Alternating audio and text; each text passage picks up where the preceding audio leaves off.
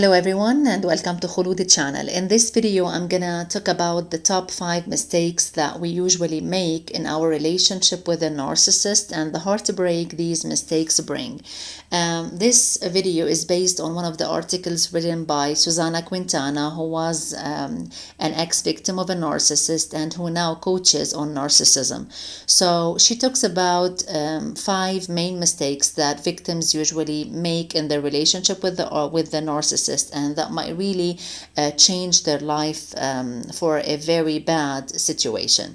So when it comes to making mistakes and when dealing with a narcissistic ex, for example, these people who were victims, ex-victims, they really tell us true stories and they share their heartbreak. They share their worst life moments with us in order to learn from their mistakes. So all these or all those years that they spent in the abusive marriage or the abusive relationship that they had made them probably the coaches that they are now. So let's benefit from the tips and the notes that she gives on this topic. If you're still a victim of narcissism and you are trying to heal yourself, or if you are already on a healing journey after a narcissist shattered your world, then this video might really give you some hope and might explain to you what might have led you to this horrible, let me say, situation that you are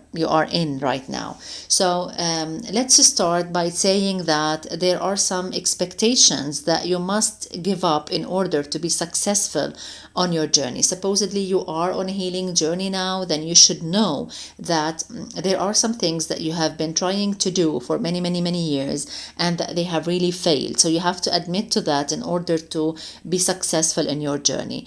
And a narcissist will always show you who they really are. So the problem comes when you don't believe them. Narcissists have proven to all their victims that they never change and they will never change. The problem is that the victim did not believe that, which is probably one of the most important mistakes that the victim usually makes. So without further ado, let me start, and here are the top 5 mistakes made when dealing with a narcissist. First of all, the victim usually seeks validation. So as a victim, you've been hurt, you've been treated unfairly, and you want the one who hurt you and treated you unfairly to see what they have done. So you want them to validate how you feel. You want them to validate how you feel, so you will know they understand how their behavior affected you. Seeking validation from a narcissist is a huge mistake because you're operating on the assumption that they care about you, which they don't actually, and they wouldn't have hurt you in such a way in the first place if they did care about you. That's the first mistake. Then let's go to the second mistake that you have probably made, which is expecting remorse. When you've hurt someone unintentionally, you feel bad about it. That's what usually happens with a normal person, right? You feel remorseful and regretful over causing someone else pain because this is not who you are. This is simply not you. You did it unintentionally. You wouldn't hurt someone on purpose, definitely, especially over and over again. So, is this the case with a narcissist? Definitely not. Then expecting remorse from a narcissist is a huge mistake because remorse requires compassion and empathy. These two qualities actually narcissists do lack.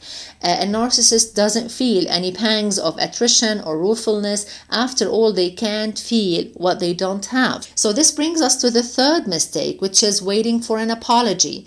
Let's suppose you've said something you don't mean, you had a slip of the tongue or a lapse in judgment, you spoke without thinking or stepped without looking, hence you go and you just say, okay, I'm sorry, I do apologize, I made this mistake. And your apology is followed by action and by change, which makes it a real apology, not only words, right? However, with the narcissist, that never happens. So waiting for an apology from a narcissist is again a mistake. Why? Because even if you get one, it's not authentic, in that whatever they're apologizing for is behavior they will continue to do. So when you say sorry and then you keep doing the same thing over and over again, then what changes this? This is nothing, and this is not a real apology. Narcissists generally go one of several ways. First, they refuse to apologize for anything and everything, since they believe they've done nothing wrong and nothing is ever their fault. Or they will apologize with a purpose to shut you up, or to placate you, or to get you off their back so they can go back to what they were doing. Or you will get an apology without a period at the end of it, like, I'm sorry, but, they always justify their behavior. They do say the sentence of I'm sorry, but it's not there. It doesn't finish there. They continue with another explanation of their bad, abusive behavior. Let's move to the fourth mistake, which is believing they will change. You believe everyone is inherently good. You project your goodness onto others and you expect them to behave in a similar way. You've made certain changes in your life already after definitely lessons that you learned, and you decided to be a different person because of those lessons, right?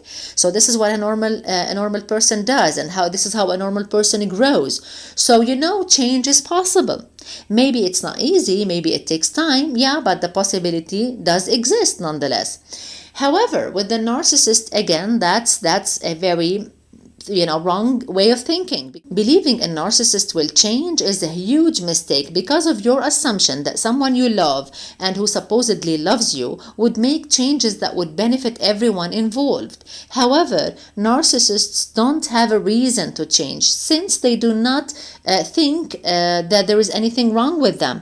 So, and there is also no incentive. Narcissists know full well what they're doing, and they inflict pain on purpose. They are abusers who know they abuse and see no reason to stop what they're doing because they're getting something out of it, like they're getting control, power, supply. So how can they give up such a behavior that really feeds them? It's not that a narcissist does not change at all. It's just the only change you can expect is that they will get worse. Unfortunately, I know this is very, very sad to say, but this is what the studies have also proven, throughout the many years. The fifth and the last mistake that, victims usually make, it is needing closure. You have open doors. Even though you're no longer in the relationship, there are still so many things unsaid, so many issues not addressed, so many feelings not expressed. You need answers to your questions. You've done things so long as you and the narcissist, that you cannot even have a breakup without just getting those answers. So you're willing to get to the bottom of the reasons you're no longer together. So you expect your ex to do the same. Needing closure from a narcissist is a mistake again, because you're depending on someone who has no empathy, no compassion whatsoever to suddenly care about you or your well-being and your future.